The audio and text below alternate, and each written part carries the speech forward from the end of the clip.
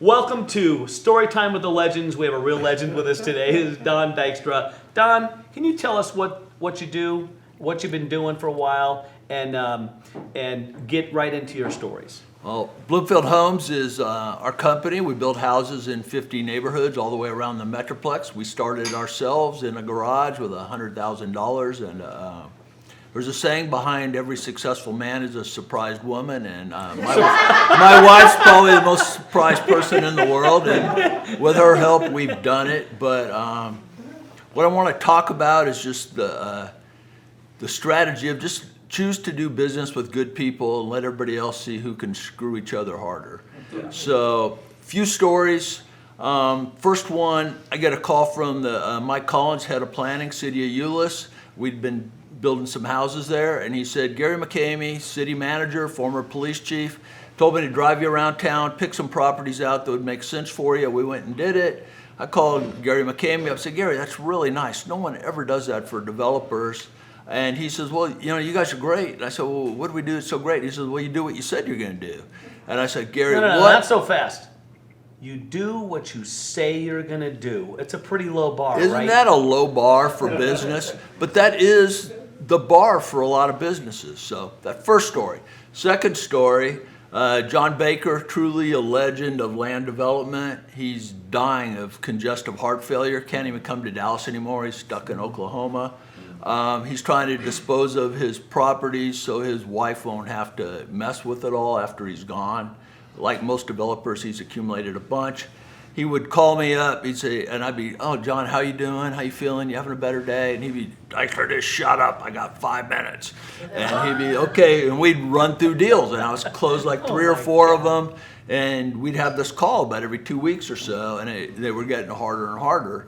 And finally, I had one. I needed to get some easements in order to get utilities to make it work. And he's like, Don, and I needed some more time. And he said, Don, are you going to assure me that you're going to get this figured out and you're going to get closed? I said, John, I will get it done, but I need another 90 days. And he said, okay, you get your 90 days. And I got it done, but by the time it was done, he had already died. Oh. And his attorney was able to sign docs for him. And after closing, I said, God, that was so nice of John, to pick me to do that with. And he said, you know what? He picked you because he knew you wouldn't retrade Faye, who was his wife, after he died. Mm-hmm. Great. Like some other people. Yeah. One of those people that screw each other harder for some other So deal. then you learn these lessons, and then I think we all have an obligation to pass them on. So I'm working on buying some lots up in the city, and I think there were 15 of them, really small deal. Someone had bought them from a bank for I think like $12,000 each back in 2009 or 10. I talked to him. We had a deal. I was buying them for $19,000 from him. Said, okay, I've signed a contract, sent the contract to the title company, CC'd him on the email, wired the money there for the earnest money. He said, well, I'm out of town, but Monday I'll get it to the title company and we'll close in a couple weeks. Well, next Wednesday, I haven't heard from the title company, got a receipted contract yet. I called a guy up and said, he said, something came up. I said, he said, I got another offer. I said, we kind of had a deal, right? And it's all at the title company. He said, I got another offer. I said, what's that offer? He said, just $20,000 a lot. There's an extra $1,000 a lot. It's like an extra $15,000. And he goes, I can't decide what to do. And I said, you're at a crossroads. You're going to decide whether your word is good and because mine is, and we're going to do this, and I said, you're in kind of the commercial business where they play a little rougher, it's a little more transactional versus relational. In the residential business, we're a little more relational. We kind of all know each other, and you figure out whether you're a good guy or whether you're a bad guy trying to screw people. And I said, you're at the fork in the road where you got to decide who you're going to want to deal with going forward. And he said, let me think about it. And I said, okay, take a couple days, think about it. And he did finally call and decided to do the right thing and sell it to us for that. But I talked to this other, kind of legend in home building later. He said, this guy, Steve Moore called me up and was asking me how to handle this situation. And he said, I can't tell you, what to do with it, but I can tell you that Don will determine what group you end up Judge, jury, and execution. So say just 15,000, but people go, well, 15,000, that's really not a big deal. You know, why didn't you just take it or cut a deal, you know, and not lose it? And I said, well, you know what, my dad taught me, you just can't encourage that kind of behavior. So That's big. That's big a deal. You don't want to just flow right past that. So- Your dad said you can't encourage that kind of behavior. When you have an expectation, so Don Dykstra, a man of his word, has an expectation to be surrounded by people who are people of their word. And because when you don't hold that lantern up, you allow people to do things that are unacceptable. You're encouraging bad behavior when you allow that into your life. And but when you're like subtly telling that guy, you got to do what you want to do if you want to be a man of your word or not.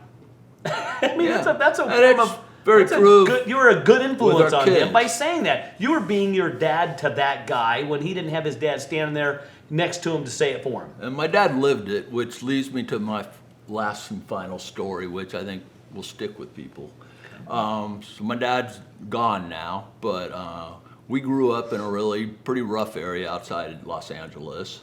And it got rougher after we were gone, but he stayed in that house because that was the house where we had all been raised, and he lived there for, I think, 50 years altogether. And kids would periodically go back, and I went back there, and he was a retired mailman, so he loved to walk. That was in the days when you carried a leather bag over your shoulder. And he would walk around in those neighborhoods still, and he'd pick up trash, and he would talk to people, and just generally, the old guy who lives in this kind of bad area that he probably shouldn't be in anymore.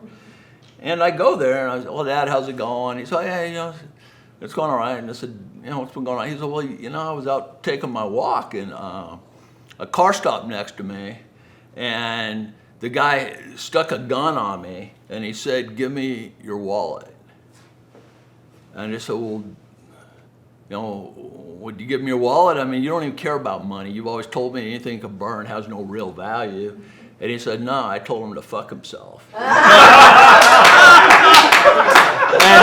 my dad, I shouldn't use this language. My dad never even drank. He's a really great Christian man. I had never heard him use the F word before, and I wouldn't use it other than it's a quote. Okay, well, we'll cut you a little slack. But I said, Dad, what do what gives? And he says, you just can't encourage that kind of behavior. Oh my God! Beautiful.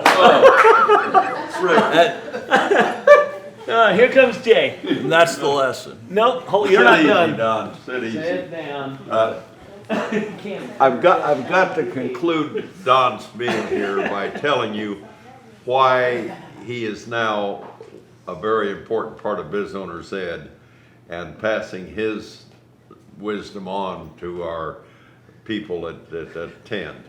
A mutual friend of ours, Tim Shiner, who many of you know did many great things for Biz Owners, called me and said, I gave your book to Don, and Don read it and said he agrees with every chapter and every thought and wants to meet you.